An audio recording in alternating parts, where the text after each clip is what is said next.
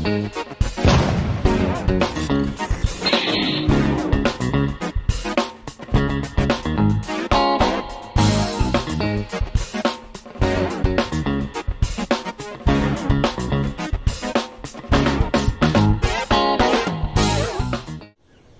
everyone, welcome back to Nat's Knackers Yard. I'll be Nat, and this will be my Knackers Yard, and this will be the wonderful blue CBF 1000.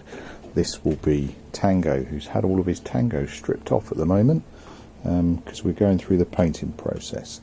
Now, I'm trying to think, my last upload would have been the orange, which is cool. That's all done over there and good to go and nice and dry and cured. You also see in black there is the front mount for the tank. That's done and that is lacquered as well. Whilst I'm in the garage, I think one of the last bits of the puzzle is here. That's my seals for the exhaust. I do need to sort out my one remaining stud that is fooped, so I've got my helicoil ready to go for that. However, the advice from others, including Charlie Motorcycle Rescue, was have you put new ones in, because they'll cover some of that slack as well, and it's a fair point. So if I'm going to take it off, I might as well put fresh ones on and take the old ones off and bin them. So that is not an evening job. It is currently Wednesday evening, after work jobby. Yeah, that's a day job, it's not an evening job. But what I am going to do is a bit of painting. I'll show you what I've managed to get done so far after I grab my painting jacket, i.e. just a non-shedding material, i.e. a waterproof. Okay, so progress so far. Front mud guard recovered. Now I did have some cracking down the middle.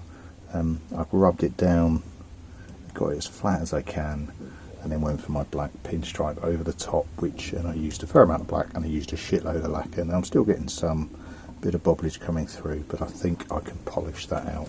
But it's looking pretty good. There's a couple of rougher bits, but I think I can polish those down and out fine. Although something appears to have landed on it there, that's frustrating. Hadn't noticed that before. Wonder what that was. Probably a dog. Yeah, I'll get that sorted, I'll get that polished, but that's going to leave that to cure for a while yet. On the other bits, so on the fuel cap that was looking a bit ropey, that's had a complete strip down, a clean, and some black on it. It's not perfect, but it's more than good enough and better than was, is my fundamental view on that. So that's going to get a bit of 2K clear on the top. The tank is looking pretty damn sweet, I think. I've given it a bit of a rub down to get rid of the paint nibs. It's looking pretty good. I've still got one or two that are frankly fucking irritating, but it's as good as I'm going to get. I must remember my decals and put them on before I get paint anywhere near this lacquer anywhere. That's a good point, and I'm going to have to put it on the tank to make sure they're in the right place. That's what I'm going to go for. It's my 2K clear. It's the two-part stuff, so it's pull the pin at the bottom. There we go. Pull the pin at the bottom, get it nice and mixed, give it a bloody good shake, and when you spray it, wear a mask, because it's got hardener in it. It is nasty shit. Right, I'm just going to take the tank out, put it on the bike, and get those decals on. And there we go, decals on. I do like those Fazer ones. I don't like stickers on bikes, but if it's a plain single colour, it just looks a bit too homegrown. You need to do something, I think, with a tank, or two things. Something like pinstriping really helps, in my humble opinion. Something like a decal helps. Don't like decals, I'll say it again, but there's a time and a place, and this is one of those times and places. Right, I'm going to crack on, grab my mask, cover my arm up, and get the cover my arms up, and get myself sorted and set. Right, that's me all masked up. So with the cam, it is just pull just a few times, doesn't really matter, but you do need to give it a really good shake if you are mixing hardener, paint and accelerant, rather than just paint and accelerant like you normally do. This stuff has a directional nib and a power nib, but I think just basically I'll just leave it in the middle. And I'm getting a sideward beam. So,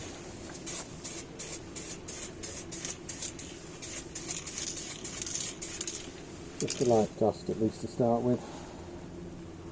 And make sure that's nice and secure, because I did nearly lose it when I was doing it. I think the pinstripe.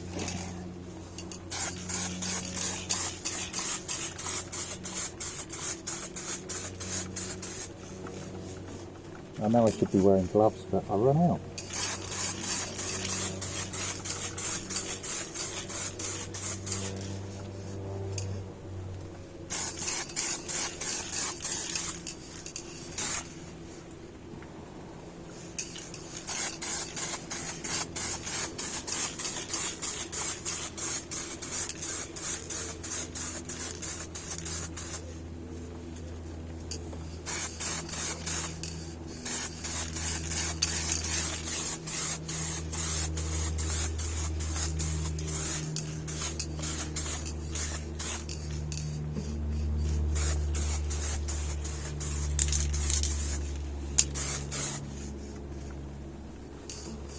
So, nice, big and loose to start with.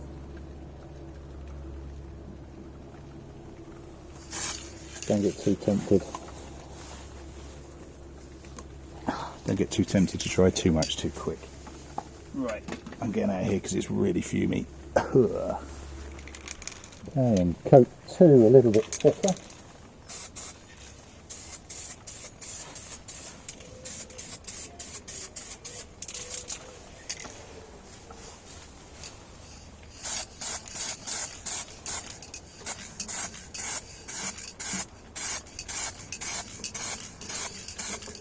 Try and get into the good habit.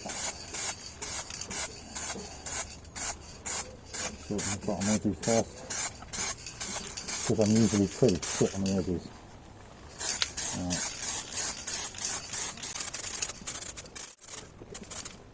Right. That'll do.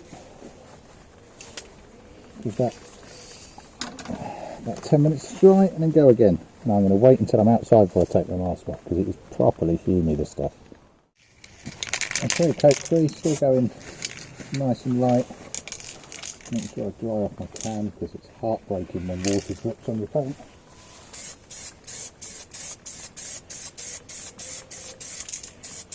I'm just starting to build up the overlap a little bit now.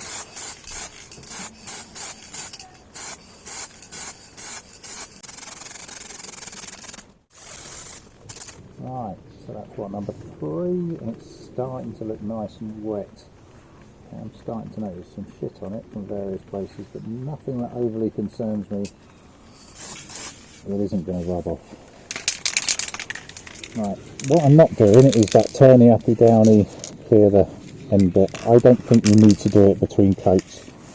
If you're going to leave your can for a day or so, or go and do something else, or walk the dog, then yeah, it's probably a good idea, but you know, for the 10 minutes or so, I don't think it's required. Right, I'm going to take a break, come back and do another one, and remember to take my mask off outside, because it's fucking nasty in here. Hello, it's me, back again. Who else were you expecting? Right, so this has got 4, can's getting a bit lighter, I'm going a bit heavier, a bit more of an overlap.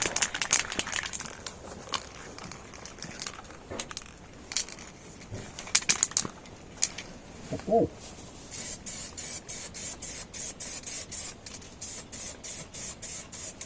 Bit of crisscrossing on the old mudguard.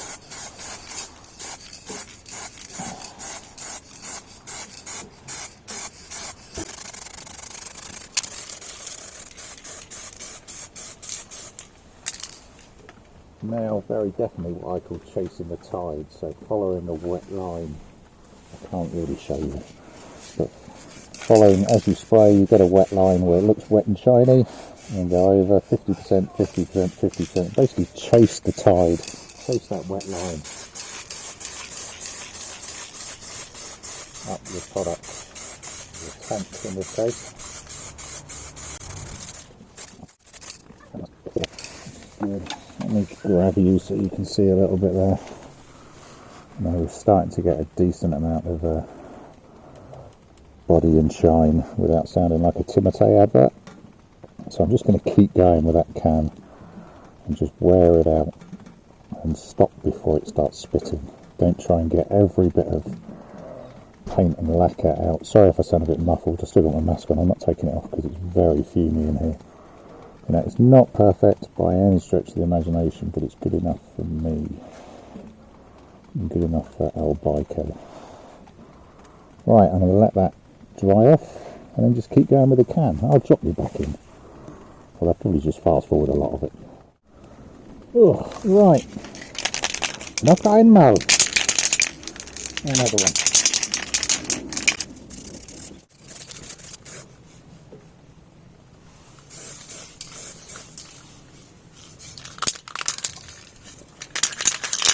I think we've probably got one, maybe two left out of that.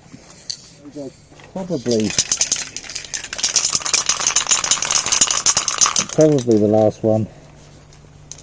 I'm now just particularly concentrating on the decals because obviously I need enough on them to rub down.